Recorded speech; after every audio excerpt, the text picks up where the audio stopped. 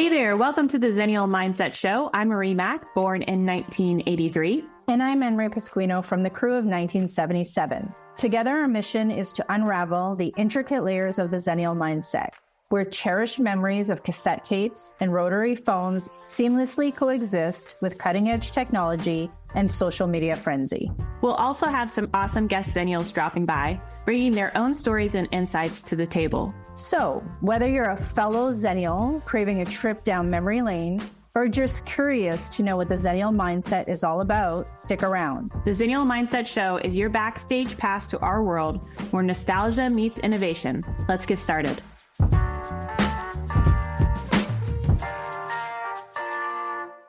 Welcome back, everyone. It is an amazing time of year. It is the holidays. And I think with the holidays, we definitely have a lot of reflection and kind of coming to the close of the year. But there are also a lot of things that Anne-Marie and I were talking about around things that are different now. And we wanted to open up this discussion with y'all and kind of open up with some things that we know have changed, but then there might be things in your world that have changed. And we're just going to, as Xennials, reminisce a little bit and then also think maybe how things might be better because some of the changes that have happened. So first, I will be honest and open. The holidays have never been a big deal in my family. It's super sad. I know, I get it. But with my parents, my mom being a single mom, things just get really a lot, especially with 4 kids. And so the holidays were always like a last minute thought. Sometimes we would have a tree, sometimes not. And my grandparents were really good at doing holiday things, but it was kind of like one and done events. So I'm going to lean on our beautiful Anne-Marie a little bit because the holiday season, Christmas in general, is her jam. And Anne-Marie, I'm going to pass the mic to you because I know, we are still like many, many weeks away from the Christmas actual, and you have everything decorated. So I need to hear a little bit about this, about your passion for the holidays. Oh my God. I love the holidays, Marie. If I could put up my tree and get ready for the holidays in September, I would. September, oh my gosh. But I do let Halloween pass. And then the minute Halloween passes, the tree is up, decorations are up. Christmas music is on usually in November because there's always that one radio station that plays all day Christmas music. So I'm just waiting for them to start. And then it's blaring in every room in our house, which probably annoys my husband quite a bit. But that's okay. It's Christmas. I was just telling Marie before we started this podcast, it is the most wonderful time of the year. That's a song. I was just literally just singing it before we got on. I love it. And I love it because it brings family together. It's festive. People are just in a happier mood, I find, right? And I don't know if it's because it's the holiday season, but I do think that obviously growing up, Christmas was a really big holiday for us. I come from a French Canadian and Italian background. So we celebrated the holidays, 2 very different types of holidays. And I can tell you guys a little bit about that, but it was definitely a big thing for us. And growing up, we just continued on. It was a time for us to get the whole family together. It was less about gifts and stuff like that, and just more about being together. And that has changed a lot over time. And I think if I look back to, the baby boomers, and I look at old pictures of when my parents got together with their families at Christmas and, how it was when I grew up and what it is today, I see a really, really big difference. So if I go back to baby boomers and I look at pictures of my dad and my mom, like they were in like one room and they were like 50 to 100 people and there was food everywhere and kids playing on the floor. And I hear stories about like they would have sleepovers. People would just sleep anywhere. And it was just about being together and celebrating and food and wine and all of that beautiful stuff and less about presents, I think, for the younger kids. And then if you transition into like my generation, Gen X, it was more about, yeah, it's celebration, it's bringing the family together, but that still happened. So we didn't really like long for it. Obviously, gifts were a big thing, but, we wrote our list, and we'll talk about where we are today. But, I knew that if I was making a list of 5 things, I was getting maybe 1 or 2 things on the list. And I was super excited about it. And I remember opening my gifts and I'd be like, oh my God, so excited. Santa brought me this. And it was like the highlight of the holiday. And then today, I don't have children, as we all know, but I do have some smaller kids, that I buy gifts for, and then I'll give them the gift, and they're like, they open it and they're like, next. And half of the time I'm asking their parents what they want. And it's like, oh, just get them a gift card. And I'm like, okay, right. So I feel like it doesn't have the same feeling and sentiment that it did in our days, or even in our parents' days. And you have kids, Marie. So tell me, how is it on your end? Yeah. So in a current world, like much different than before, you were talking about making lists, and I was just laughing because my kids' list is their Amazon list. Like all of their requests go to Amazon, or it gets like text to you. And Mm-hmm. it's hilarious because my kids, when they were little, like when they were younger, we definitely like sat down and like wrote out a list, and it was fun.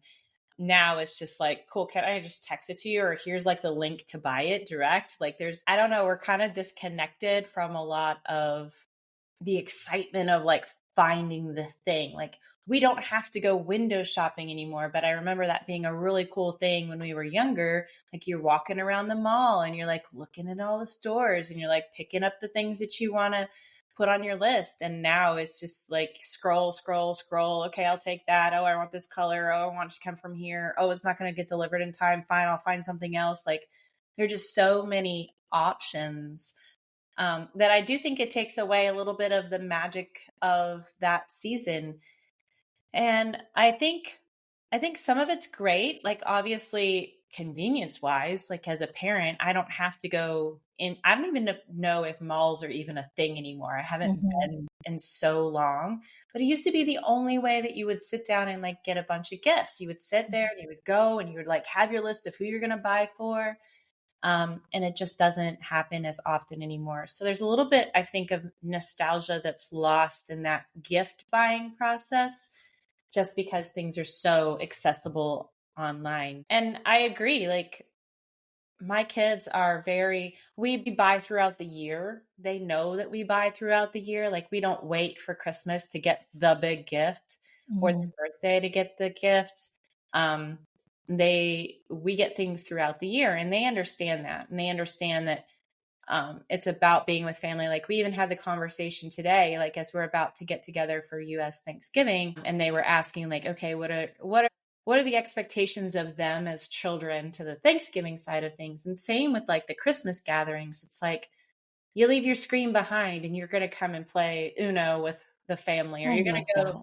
play with the cousins outside. And they're great. Like as teenagers, they get that, they understand that, they want to be in it. But it's almost like we have to remind them to shift. They have to shift away from some of the screen things because their life is on screen. Our life is on a screen. Like we run an online business. You and I have only ever met through a screen. We're changing that. But it's still like the way that we do life. And we really do have to intentionally pull ourselves into a physical present moment during the holiday, Mm-hmm. and just be aware that that family connection isn't isn't lost as long as we make it intentional. Yeah. So I think that there's this kind of back and forth between, as Xennials, what do we do, that was naturally the thing that we do, to bringing that into the current generation, even if you have kids or you don't have kids. Like we're planning a gathering with my brother and sister-in-law, no kids, just to be able to sit down and like have a couple cocktails over the holidays. Like Yeah. that's a big deal. Like we should have that camaraderie at that time. It should be all year round, but it gives it something a little special when it's like holiday time. So Yeah. I wanted to talk a little bit just about we were talking right before we were recording about one of the traditions that I think is lost. And I hope other people hope other people have different experiences, but I was just thinking about Christmas cards in general. Even 15 years ago, I remember sitting and buying like a whole stack of Christmas cards and like writing them out and trying to get everything together and getting it out in time so the mail would actually get it there. And I, of course, I'm not the best sentimental person, so I don't always think about it. But I did know that it was important for other people to get like a physical card. And I feel like that's really gone away. Like, we don't get cards hardly at all from anybody. I don't know how it is for you. Do you still get a bunch of Christmas cards? So I don't get a bunch, but I still get a couple. And ironically enough, the ones that I do get are from my nephews and niece. And the reason I do get them is because my sister-in-laws make it a point to continue on with that tradition. And that kind of goes back to like the way we grew up, how, what our parents did, what we did, and what our kids or, what we're doing today, and how important it is to take some of those traditions and carry them on. Right? Because if we don't, whether it is, mailing out a Christmas card, or it's about getting together, or it's about spending time, as a family and playing games and all of that stuff, I think it's important for us as that middle generation to make sure that, this generation understands the importance of doing this. Because if we don't do that, then they won't, and those traditions won't continue. One of the things we do is, we have the same meal. Every Christmas. So as Italians, we don't eat meat on Christmas Eve. We get together and we have seafood and fish and pasta and all that beautiful stuff. And we have chestnuts and we have mandarins and we have all of the traditional stuff that we had as kids that our grandparents did. So our hope in doing that is that we'll eventually pass on those traditions to the younger generation. Right? But if we don't take initiative to do those types of things, then those traditions are lost.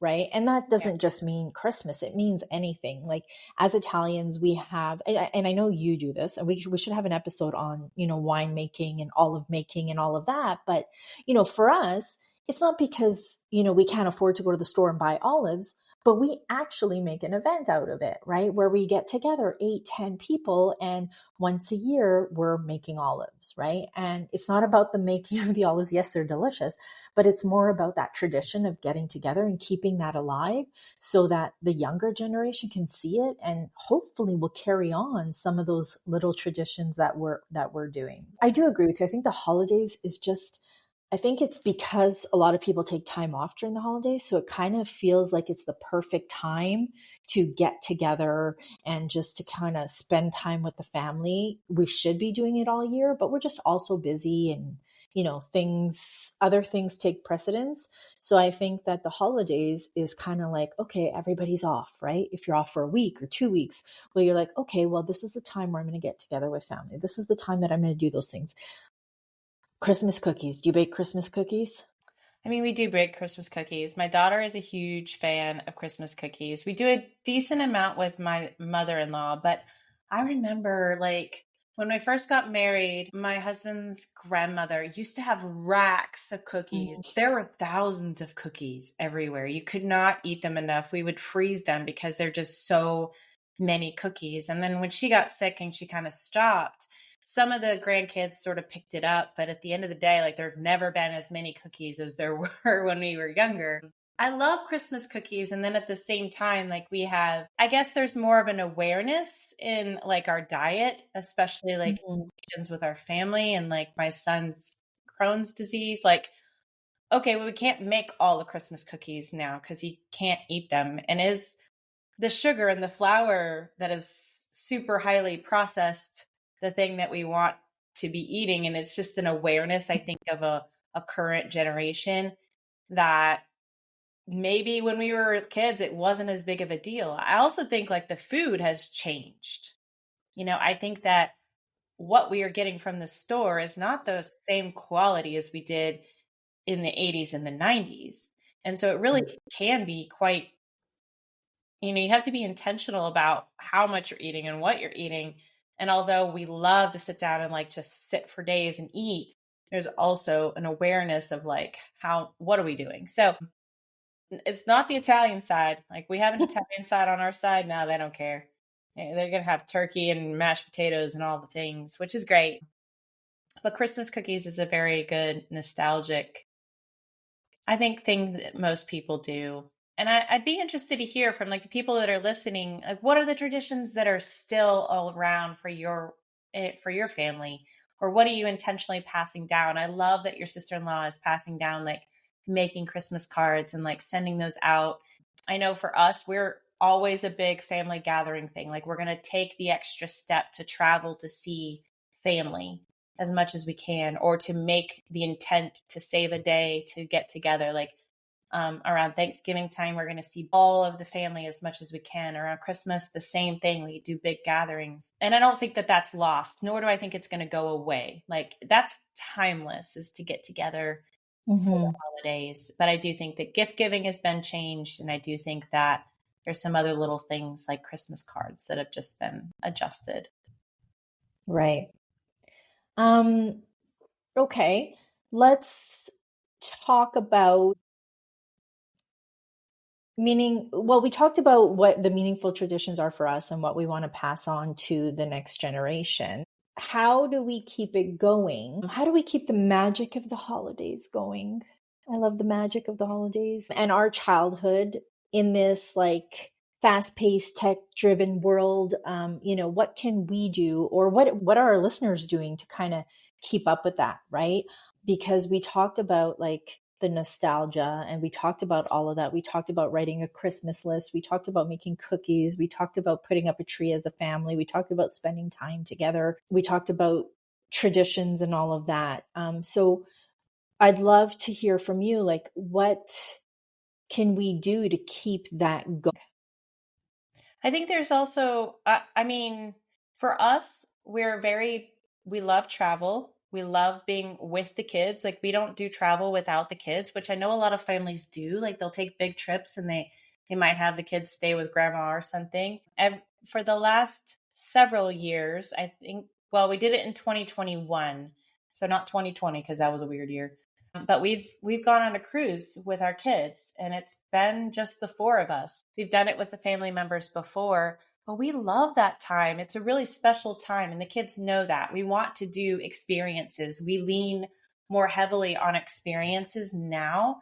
And I don't know if that's kind of the pragmatic side of things. Like, if I'm going to spend money on my kids, I would rather them have an experience and memories around it as opposed to a thing. Like, I could spend the same amount of money probably getting them a brand new computer each year that I do on like a cruise and where we're going, the experiences that are around that. So we choose experiences. And I think that that will stay with our family throughout. Like, I think my kids will always choose to do some kind of family travel event for the rest of their lives as the way to get together, which, whether that's like a new tradition for our family or not, I don't know. Like, we've done it for 5 years, so maybe so. But I think the biggest thing is that, like you said, getting together at the end of the year and just enjoying each other's time while still doing something that's really close to our heart, which is travel, which is like new experiences. Like, this year,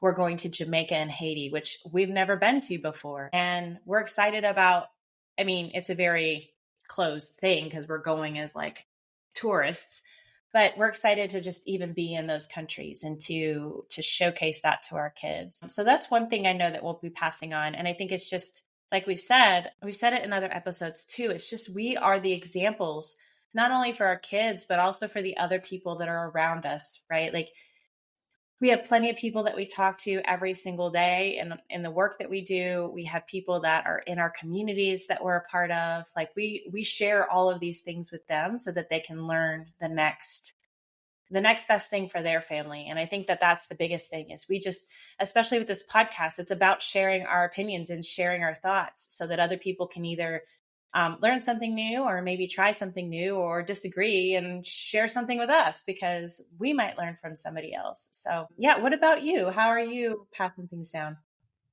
I think, you talked about the experiences with your kids and, the trips that you do with them. One of the things that I started doing and probably stopped, which is not a good thing, is I would give my nephews and nieces their gifts, but their gifts would be a day with me and their uncle. So it was more about, what do you want to do? This is your day. We're going to do something together, and you get to choose what that is. Right. So that for me was precious, because it was just that time without their parents. It was just, the three of us, and they got to choose what they want to do. And that just, for me, meant the world, because it shows that connection and caring and love and the importance of being together and spending time together.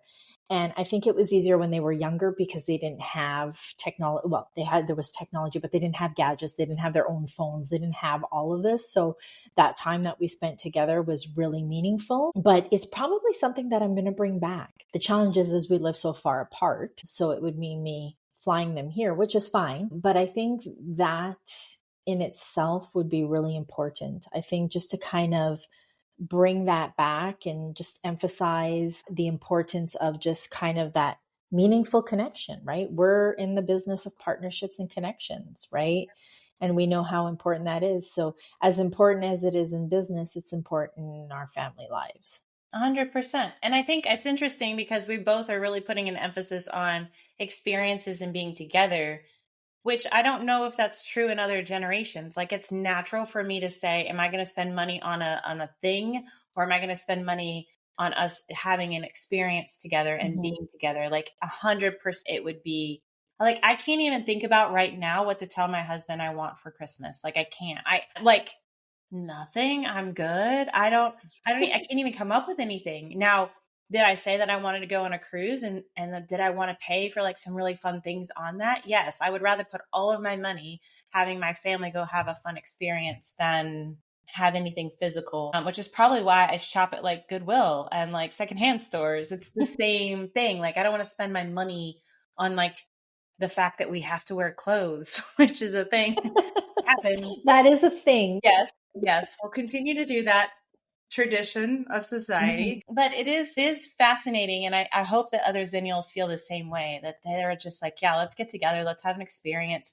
Let's forego the 5,000 little presents that are underneath the tree, and let's choose to do something fun. You were saying about getting together with your nieces and nephews, and we get together with our nieces and nephews a decent amount, not only our kids, but we pour into those children as well, and do something very similar. Like, it might, like we had our nephew turn 10, and he's a middle child. Nothing wrong with middle children, but he was always getting the hand-me-downs from his older brother, and he was like, I just want to have clothes that are brand new and my own. And at 10 years old, he's going to school, he's going to a public school, and he feels that he's always wearing the hand-me-down clothes. And so my husband and I took him out, and we just were like, sure, let's buy an outfit.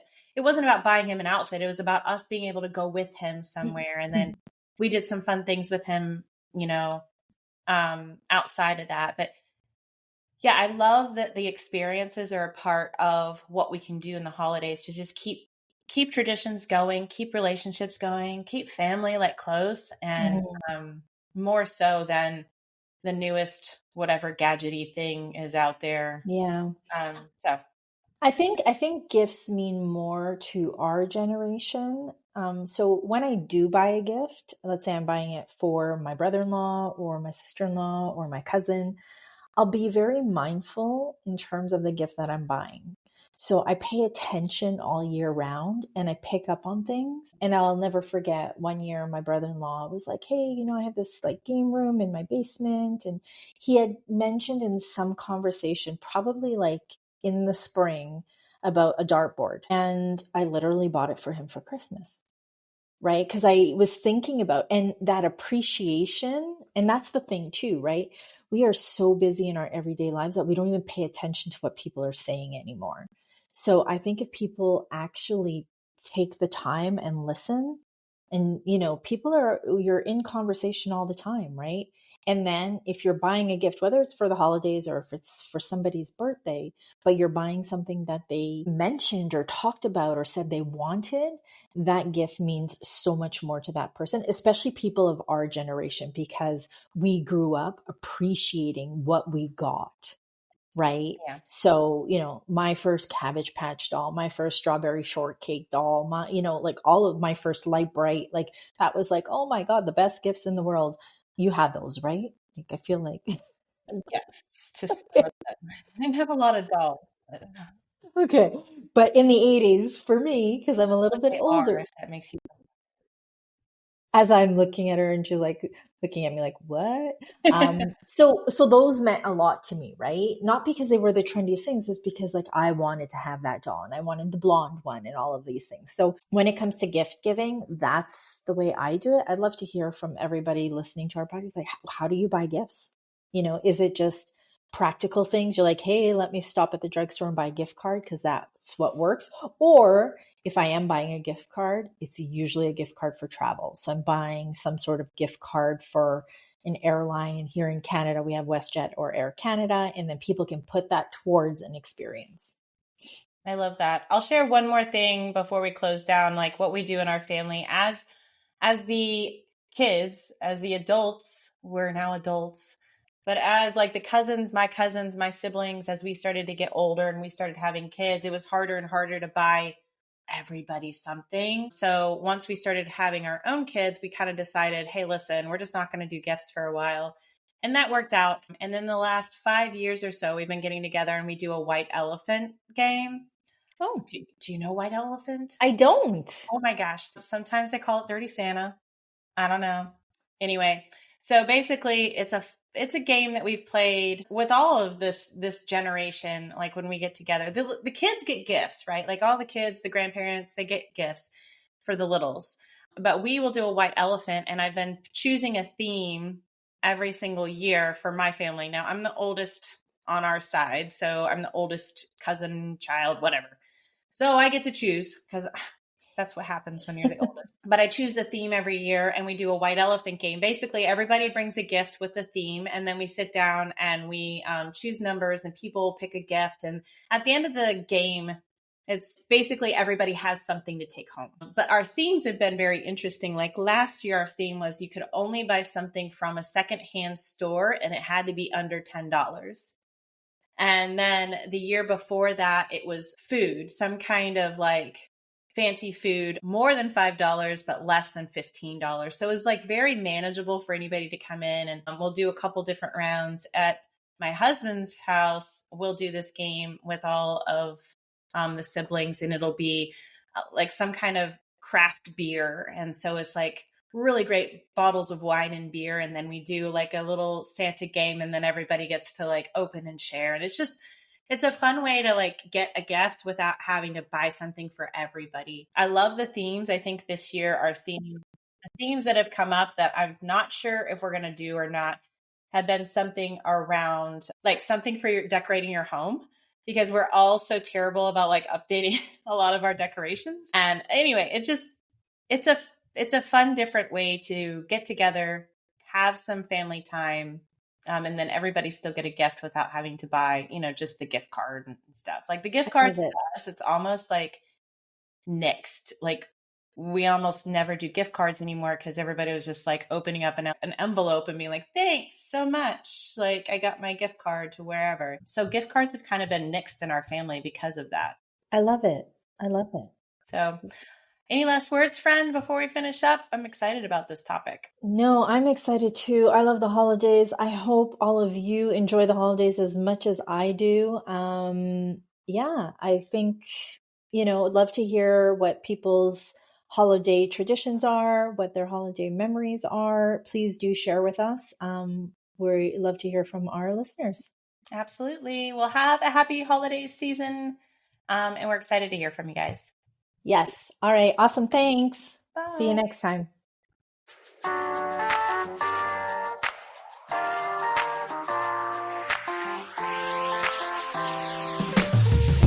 And that's a wrap for this week's episode of Xennial Mindset Show. We hope that you enjoy the deep dive into unique perspectives that defines our generation. A big shout out to our incredible guest Xennials who shared their stories and insights. If you want to stay connected and continue the conversation, please follow us on social media at the Xennial Mindset Show. Don't forget to subscribe, rate, and leave a review wherever you listen to podcasts. Your feedback means the world to us. Join us again next week as we unpack even more captivating topics, unraveling the threads of the Xennial experience. Until then, this is Marie Mack and AMP signing off. Keep embracing the Xennial mindset, and remember, the best is yet to come.